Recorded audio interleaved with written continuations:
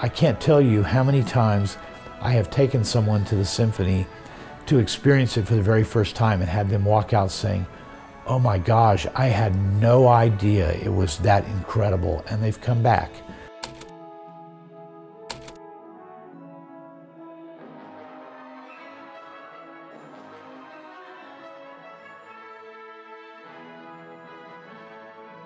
You know, classical music is something that is timeless.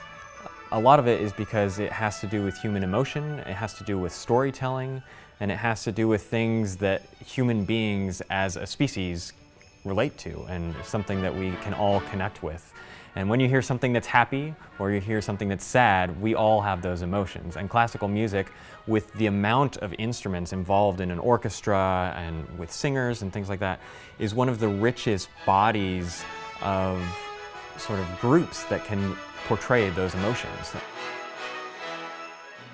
Classical music continues to be relevant today, and I think that's really because classical music genre is, of course, hundreds of years old, and it has marvelous power to express in musical terms that for which there simply aren't words. I mean, it is truly a universal language.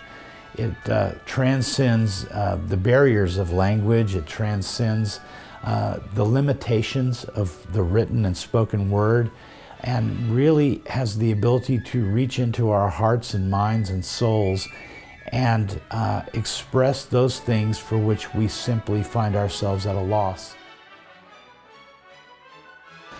Before it was the fire hall, which it was for over 50 years, it was actually, way back in its history, the site of the city's Haymarket.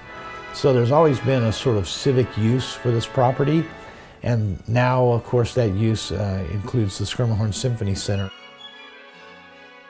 Today it is regarded by the artists who play around the country and do the classical music touring circuit as one of the best concert halls acoustically in the country, and it places it among the top in the world. The symphony has deep roots and deep tentacles into the community, and without the symphony, we wouldn't have the kind of quality musicians we have here to do all manner of other things.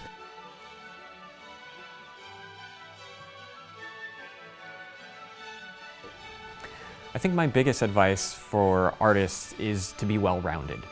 So a lot of times in our schooling, we're taught to really focus in on one thing. It might be an instrument, it might be technique, it might be, tone, and we're really sort of hyper-analyzing one particular area of our craft, which is usually in a practice room or in a studio. But one of the things that's most important is when you get out into the world, you have to be a human being, and you have to have experiences that you can relate to and connect with. So doing things like taking an acting class, or learning about cooking, or going and working in an auto shop, or just having these experiences outside of the arts really makes us more well-rounded and makes us relate to other aspects of society better, and I think all of those things can inform our art. I think we're very fortunate here in Nashville because, one, we have a world-class symphony that has won 13 Grammy Awards and is really a world-renowned organization. But the other thing that we're really fortunate is that our symphony plays some of the most diverse programs and concerts of any orchestra in the country and for sure the world. And from week to week, we offer, just a huge variety and dozens of different types of programs. There's really something for everybody here.